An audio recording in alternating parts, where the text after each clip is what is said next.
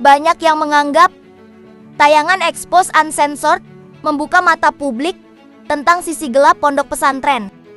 Namun, perlu diingat bahwa membuka mata seharusnya dilakukan dengan informasi yang lengkap dan seimbang. Jika hanya fokus pada sisi negatif tanpa memberikan konteks yang jelas, justru bisa menyesatkan dan menciptakan stereotip yang salah. Alih-alih menggambarkan dunia pesantren secara utuh, Expose Uncensored lebih menyoroti tradisi luhur pesantren yang sudah lama ada, yang mengajarkan nilai-nilai kerendahan hati seperti berjalan jongkok di depan kiai. Tradisi ini diframing seolah-olah pesantren melakukan praktik feodalisme. Adapun tayangan santri yang memberi amplop kepada kiai, alih-alih memahami ini sebagai bagian dari tradisi penghormatan dan dukungan terhadap pesantren, justru digambarkan sebagai indikasi praktik materialistis dan hedonisme di kalangan kiai.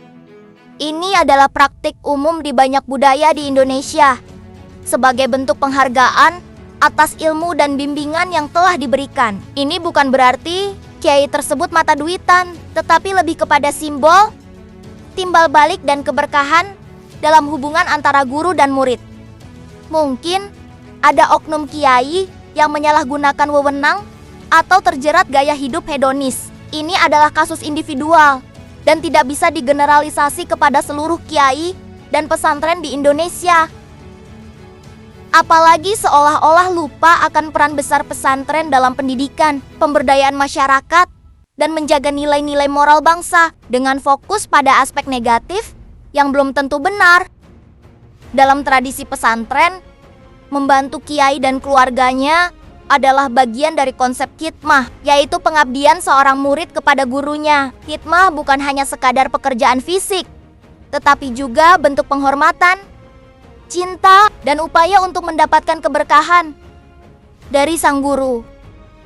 Jangan melihat aktivitas santri membantu di rumah kiai dari sudut pandang kapitalistik, di mana setiap pekerjaan harus dihargai dengan upah yang sesuai. Padahal, dalam konteks pesantren, hubungan antara santri dan kiai bukan hanya hubungan kerja, tetapi juga hubungan kekeluargaan dan spiritual. Di samping itu, banyak yang menganggap santri bereaksi lebay serta berlebihan. Namun, perlu dipahami bahwa pesantren adalah bagian dari identitas dan harga diri mereka. Wajar jika mereka merasa terluka dan marah ketika pesantren mereka diserang. Selain itu, kritik seharusnya disampaikan dengan cara yang baik dan konstruktif, bukan dengan cara yang menghakimi dan menyudutkan. Pelajaran yang bisa kita ambil dari kasus ini, jangan menghakimi tradisi yang kita tidak pahami. Cobalah untuk memahami konteks dan latar belakangnya.